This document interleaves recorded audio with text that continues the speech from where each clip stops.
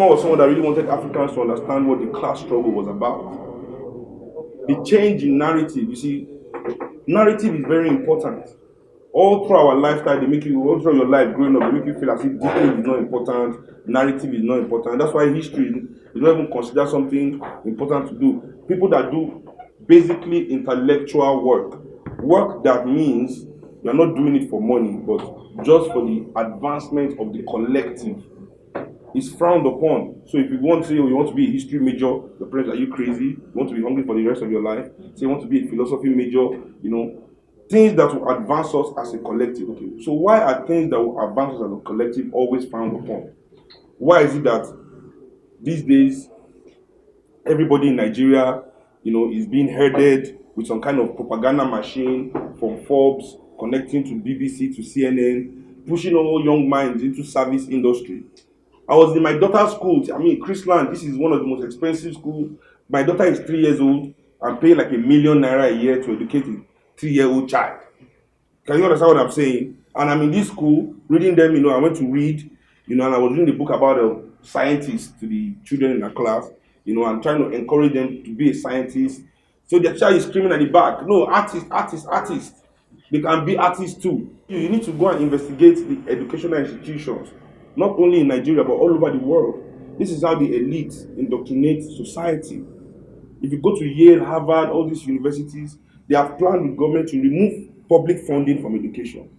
So it is the elites that fund the universities. They put their money in the universities. So you are, as the lecturer, it is you that is preaching their doctrine that they will sponsor your research. That's when you get grants, you get, so everything is controlled. It's no longer in education, it's indoctrination. And here it's happening by, in Nigeria, everything is simplified. It's not even that, it's just order from the proprietress or whatever, who had a meeting with her friends, encourage the children to be more artists, to be more of artists, or not to be what they want to be, but directing them. Even from that young age, this happened in the class. Most people didn't see anything wrong with it. But I had a little debate with the teacher immediately.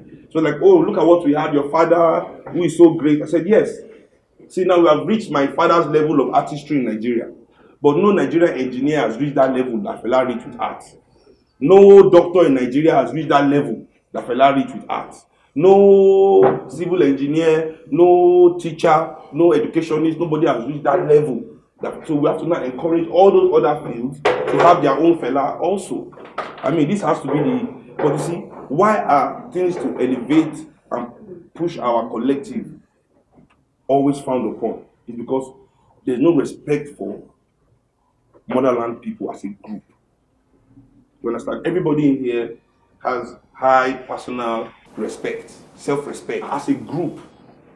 This same black person will hear that 20 of his neighbors just got killed extrajudiciously, and he will not even bat an eyelid. He will not lose sleep. He will not think anything. But why? Why is this? Why don't we see ourselves in that level as a group? This is part of losing the peace. Pan-Africanism in every level has always had to work with outsiders to gain victory. In order to convince the indoctrinated, people with Pan-Africanist tendencies always have to mind their ways, not come off too aggressive, so that people do not think, oh, you are trying to, you are just some violent person. So you have to come up as an intellectual because you can't be too African. You have to dress nice because you can't be called a tout, because we know that once black people don't dress nice, they are automatically touts. The identity of motherland people as a group has been attacked for over 400 years, and it's the tactics of oppressors. When people want to take your stuff, they have to tell you some kind of things to make you look down on yourself and believe that you deserve to lose those things. Why do I feel comfortable here when reggae is Jamaican music? So now, I want you to understand that. You have to understand what the deep indoctrination, because all of us here actually believe that reggae is Jamaican music. Just the way hip hop is American music and jazz is American music. You understand? Samba is Brazilian music. You understand? Do you understand what I'm trying to say here? Jamaica is just an island in the middle of nowhere. The only reason why Jamaica is important to anybody is because motherland people live in Jamaica.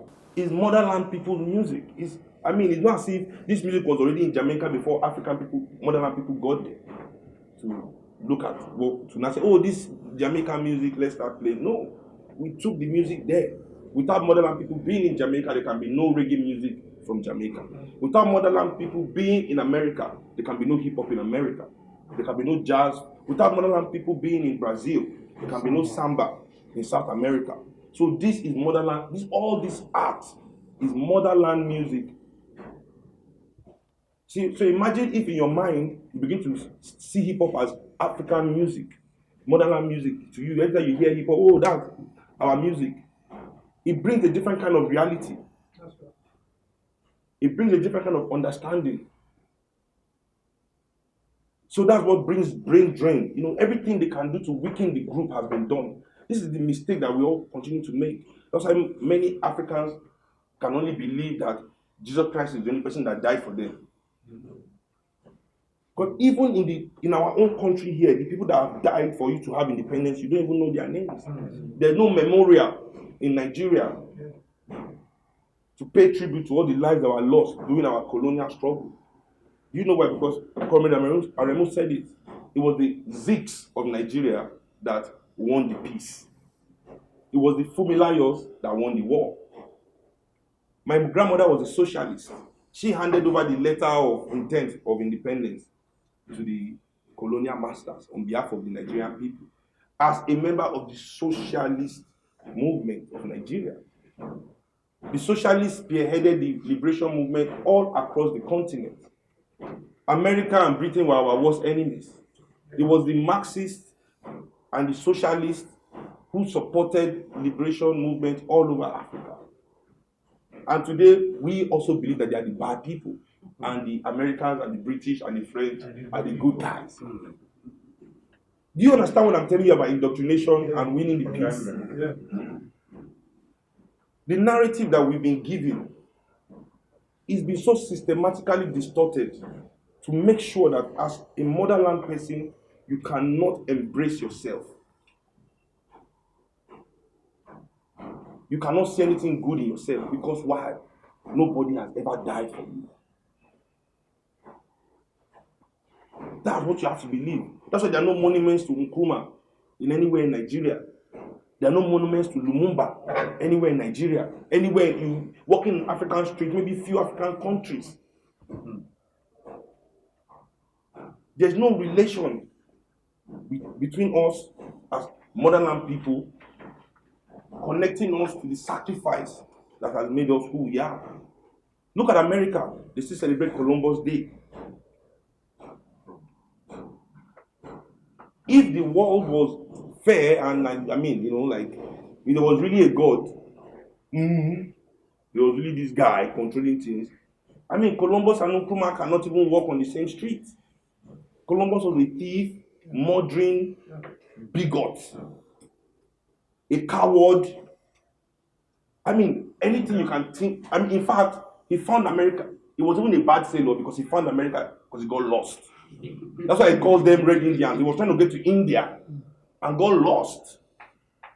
That's why he was calling the natives Red Indians. See, that's how they do native. He got lost. This is not India. But you see, by saying, what are you people? He give their name. Straight. This is India. You are Red Indians. If you go to America, because of the propaganda and the deep indoctrination that we have suffered as colonial people, because we have to understand that we are different from black people that were not in the continent. After colonization, I have to admit that Africans in the motherland, black people in the motherland, sorry, let me correct myself. Black people in the motherland, we have some kind of really warped reality of our existence. We do not understand, we do not see the struggle the way our cousins in the diaspora see it, because they lived it up until very recent times. Nigerians will be glad to go to America and be called all sorts of glorious, and be given all sorts of glorious titles. And why people play on this divide? Oh, Nigerians are the most, the best with the high school. They get the best high school result. Then they will show the next news is how African Americans are only stealing, robbing. So you'll be talking to Nigerians in America about the motherland people as a group now. That look at what is going on with African American people. These are your cousins. We need to our Takata, we are these people, we are different, we are not like them, they do this, they do that. Forgetting that without the sacrifice of the motherland people in America, you from Africa couldn't have come here to work in the first place. These white people that you are hugging and shaking out, they didn't even want you to drive bus here in the first place. The fact that you can come here to even go to this school, that you are getting these high marks, is as a result of deep struggle of these people that you are trying to neglect today because you think, oh, you are better than them. Because they are paying the price for the struggle that allow you to go to school. I don't even want to go into the brain drain situation. You know, how people can go to America and be everything, go to London and be anything, taxi driver, dishwasher, waiter, doctor, lawyer, anything they are ready to do, all jobs, philosophers, historians, professors, everything. We are everything that you can be in Europe and America. But as soon as people make money and come back to Africa, because they lack respect for the group, they can only be politicians. If they can't come back and lord over the rest of you because of his high self-importance, due to the indoctrination, even in the arts, what kind of artists do we celebrate? What kind of art? Because I'm an artist, let me speak from the context of art.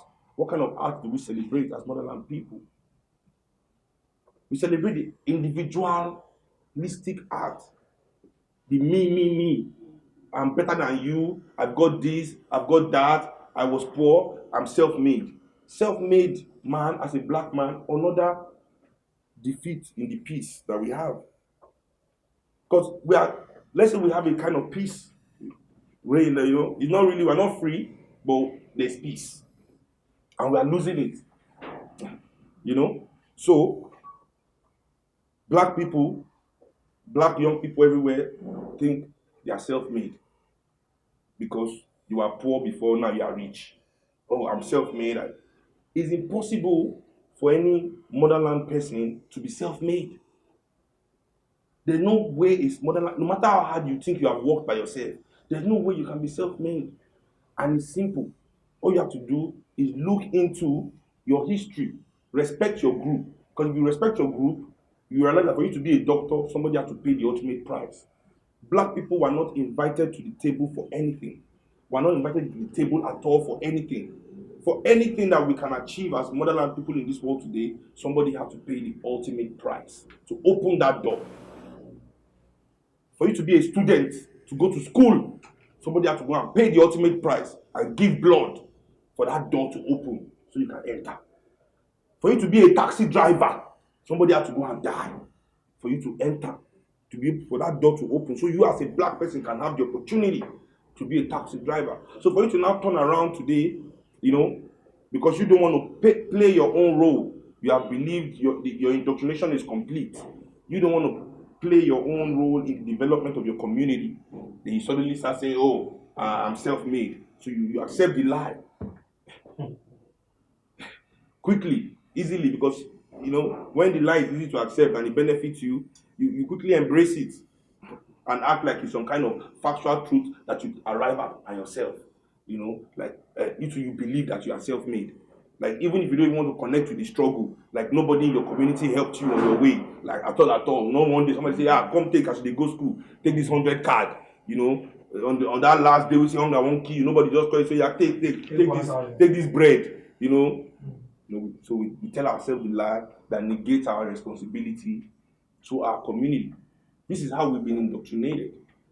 So for me, the victories of Pan-Africanism in the last 20 years from Fela, Nkrumah, is great.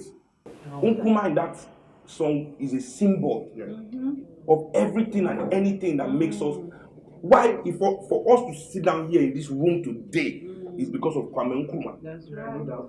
As motherland people here in Africa, for us to walk on the street and drive our own cars and go to the job that we want to do, and send our children to the schools that we can afford to send them to, even though it's the cheapest and the worst school in the world, that you have that opportunity, is because of Kwame Nkrumah. This is not a complete freedom.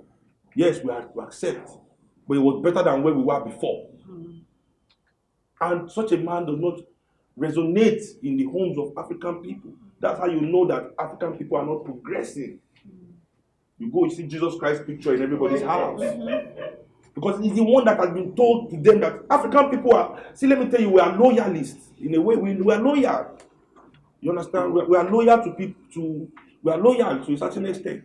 And they've told us that Jesus Christ has died for you. So paint this picture of Jesus Christ everywhere you go. I'm just saying, this is the guy that we all believe that has died for us, while many Africans have given their lives for you to be free today.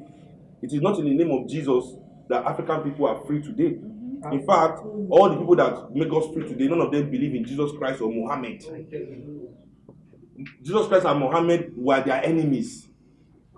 When I say were their enemies, not physically by themselves, but through their agents in those countries. The priests and the imam and the clerics were all against our independence in Africa. You understand? If you ask President Muhammad Buhari, this is my recent one I've been using to tell everybody everywhere to know where the mindset of leadership is. There's hatred for the group at worst. At best, there's disrespect for the group.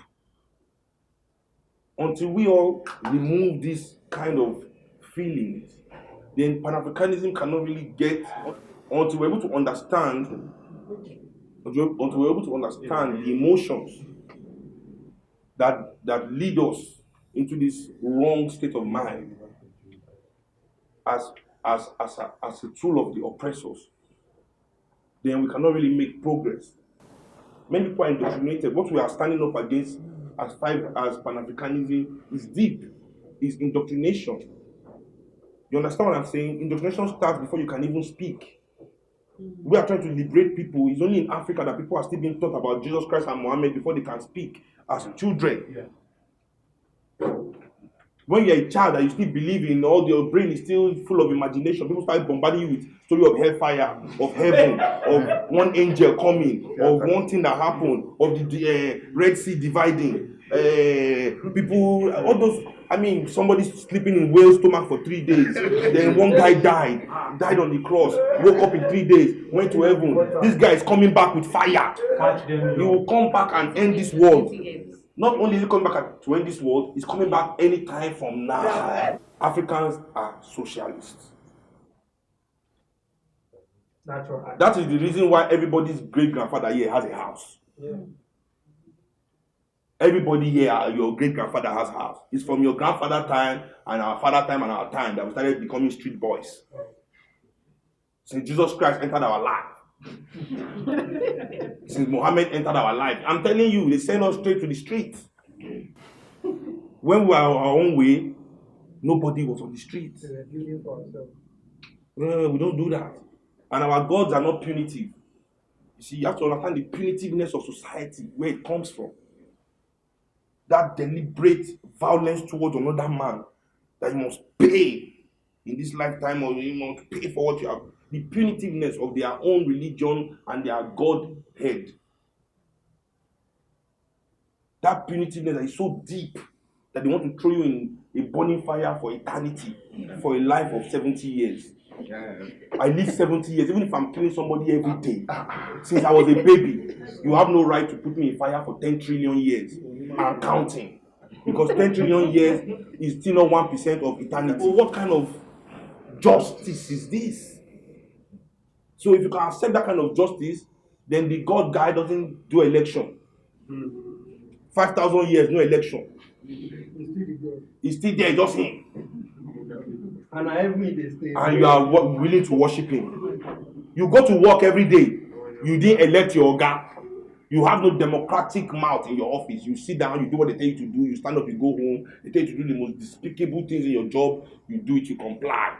You don't ask for votes. You don't ask for anything. But then you want to complain about Mugabe. You see? What I'm saying, Africans, we cannot think straight because we are not straight.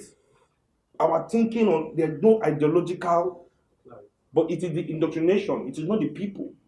Because you only know what you know. Combine that with poverty.